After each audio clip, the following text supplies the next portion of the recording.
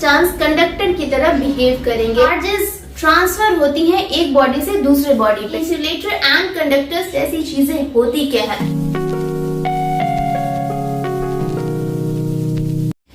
Hello to my dear students, welcome back to my channel. और जैसा कि आप जानते हैं कि मैं हूं आपकी लर्निंग गाइड और आप देख रहे हैं साइंस ज्ञान। आज के इस क्लास में हम स्टैटिक इलेक्ट्रिसिटी के बाद के कॉन्सेप्ट को डिस्कस करेंगे। बट बिफोर स्टार्ट, अगर आप नए हो मेरे चैनल पे तो चैनल को सब्सक्राइब करके बेल आइकन को हिट कर देना। एंड अगर आपको स्टैटिक इलेक्ट्रिसिटी के कॉन्सेप्ट को समझना है तो आप आई बटन पे दिए गए लिंक को क्लिक करके स्टैटिक इलेक्ट्रिसिटी की क्लास को भी चेकआउट कर सकते हैं। And now without further delay let's get started.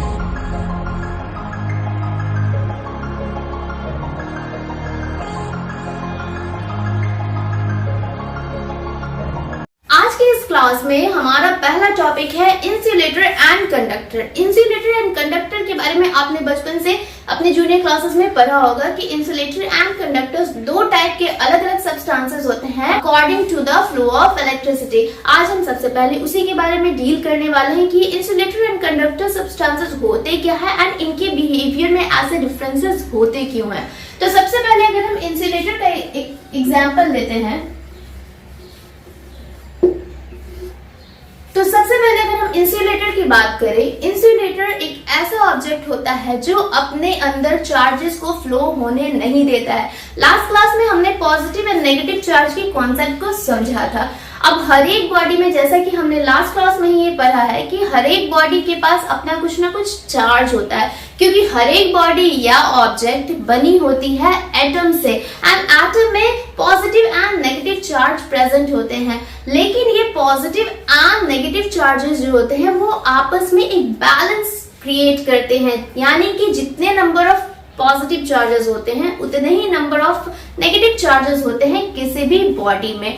अब ये पॉजिटिव एंड नेगेटिव चार्ज हर एक बॉडी के अंदर प्रेजेंट होता है। तो इंसुलेटर ऐसे सब्सटेंस होंगे जो फर्दर चार्जेस को अपने अंदर फ्लो नहीं करने देंगे। अब ये फ्लो किस कंडीशन में नहीं करने देंगे ये अभी हम समझते हैं। लास्ट क्लास में हमने पढ़ा था about the static electricity and जहां पे हमने ये समझा कि स्टैटिक इलेक्ट्रिसिटी जनरली इंसुलेटर जैसे मटेरियल्स में ऑब्जर्व की जाती है। जैसे कि एक एग्जांपल से समझते हैं, एक प्लास्टिक रॉड लेकर अगर हम अपने बालों पे रब करेंगे एंड फिर उसको छोटे छोटे पीसेस ऑफ पेपर्स के पास ले जाते हैं तो हम क्या ऑब्जर्व करते हैं कि वो प्लास्टिक रॉड से कुछ ना कुछ फोर्स जो है एक्सर्ट हो रही है उन पीसेस ऑफ पेपर्स पे एंड जिसकी वजह से जो पीसेस ऑफ पेपर्स हैं वो अट्रैक्ट होती हैं टुवर्ड्स द प्लास्टिक रॉड। फिर ऐसा क्यों होता है?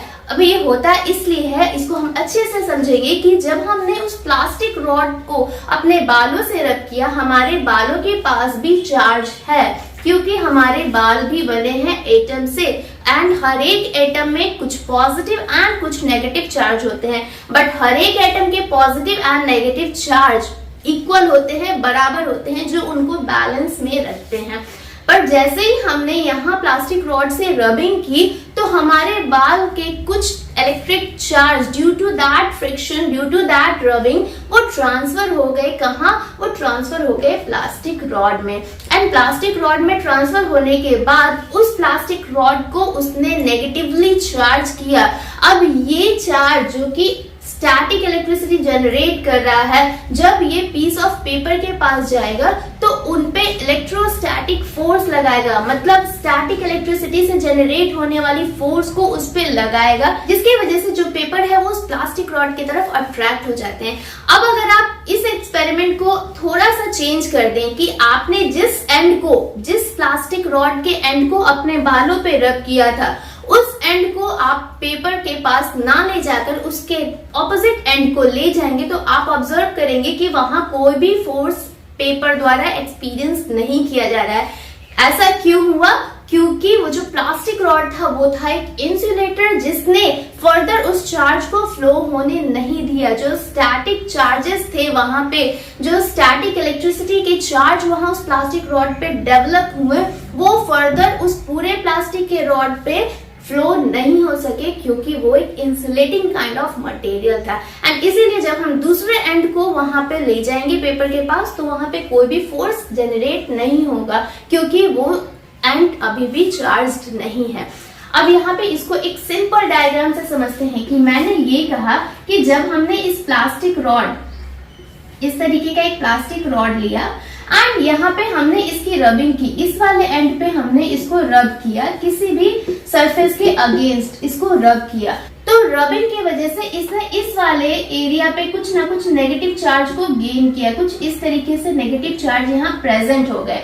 अब ये नेगेटिव चार्ज यहाँ फर्दर फ्लो नहीं होंगे, तो अगर माने कि ये कोई एंड ए और ये कोई एंड बी है, तो अब हम इसकी रबिंग के बाद इस एंड ए को इस तरीके से अगर हम ले जाएंगे छोटे छोटे पीसेज ऑफ पेपर्स के पास, इस तरीके से हमारे पास कुछ पीसेज ऑफ पेपर्स हैं, तो अब हम क्या देखेंगे कि ये जो पीसेस ऑफ पेपर्स है इधर अट्रैक्ट हो रहे हैं। क्यों? क्योंकि अभी इसके पास एक स्टैटिक इलेक्ट्रिसिटी है जो कि एक फोर्स जनरेट कर रही है इन पेपर्स पे, इसके वजह से ये अट्रैक्ट हो रहे हैं टुवर्ड्स द प्लास्टिक रॉड। अब अगर हम इसको ट्विस्ट कर दें, एंड ए को यहाँ और एंड बी को यहाँ ले आएंगे, तो अब हम क्या ऑब्जर्व करेंगे कि यहाँ पे इन पेपर्स ने कोई भी चार्ज एक्सपीरियंस नहीं किया, कोई भी फोर्स इस पे नहीं लगा। क्यों?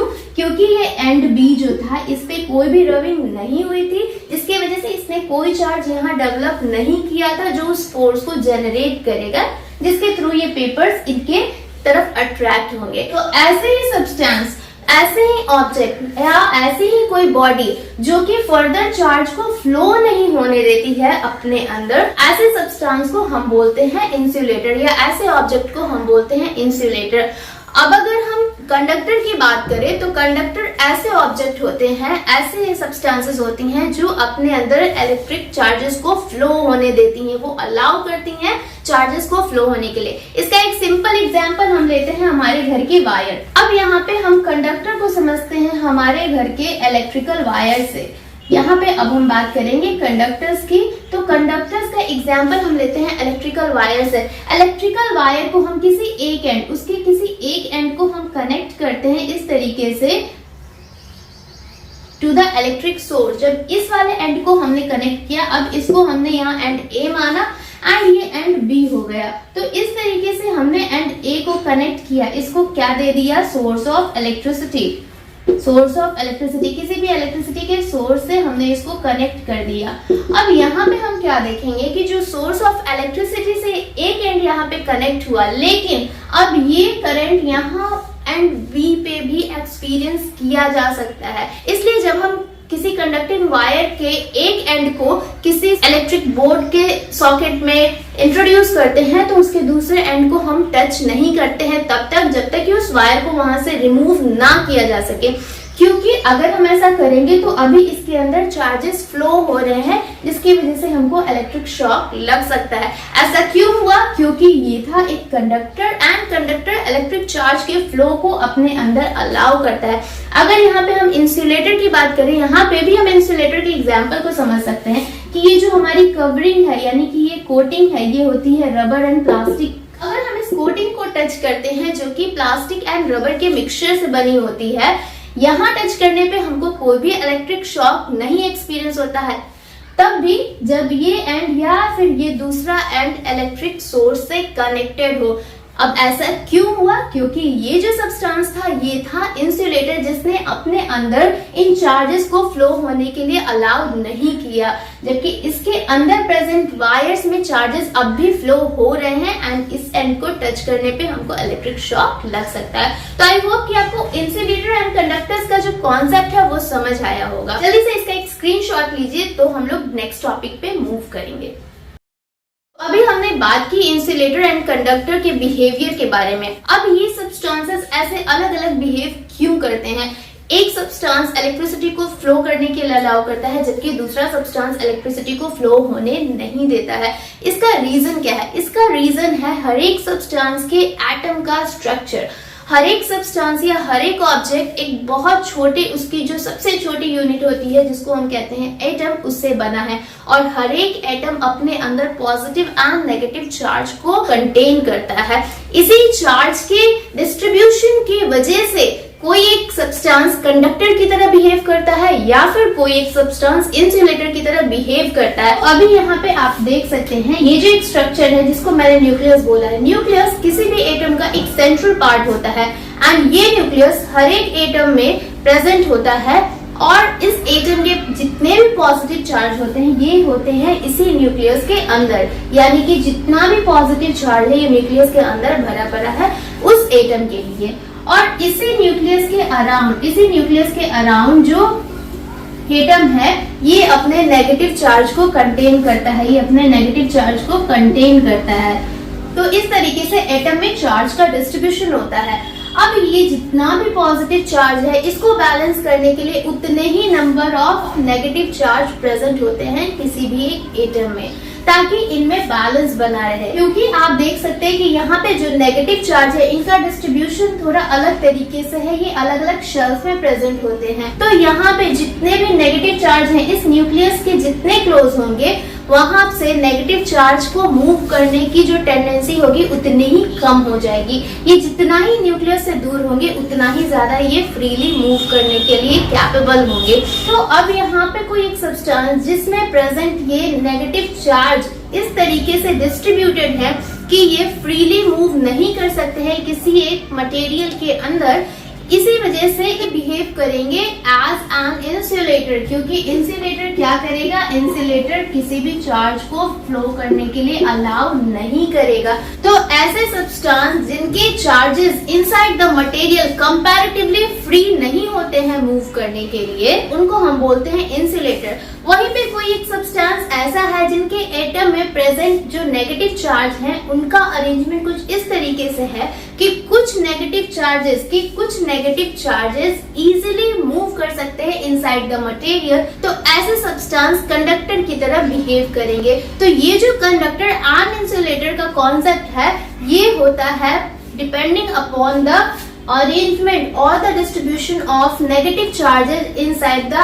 atom of that particular substance। और ये जो नेगेटिव चार्ज होते हैं किसी भी एटम के अंदर इनको हम इलेक्ट्रॉन्स भी कह सकते हैं, पॉजिटिव चार्ज को हम प्रोटॉन्स भी कह सकते हैं। तो आई होप कि जो इंसुलेटर एंड कंडक्टर का बिहेवियर है कि क्या वो चार्ज फ्लो करेंगे या फिर वो चार्ज फ्लो नहीं करेंगे, ये डिपेंड करता है उनके अंदर प्रेजेंट चार्जेस के ऊपर। एंड आई होप कि आप सबको ये कॉन्सेप्ट अच्छे से समझ आया है। नेक्स्ट क्लास में हम मिलेंगे with the new topic, but उससे पहले अगर आज की वीडियो आपके लिए इंफॉर्मेटिव रही हो, आज की वीडियो से आपको कुछ वैल्यू मिला हो, तो प्लीज वीडियो को एक लाइक करके शेयर कर देना। एंड अगर आप नए हो मेरे चैनल पे तो चैनल को सब्सक्राइब करके बेल आइकन को हिट कर देना। Will meet soon in the next video. Till then keep learning and revising and thanks for watching my video.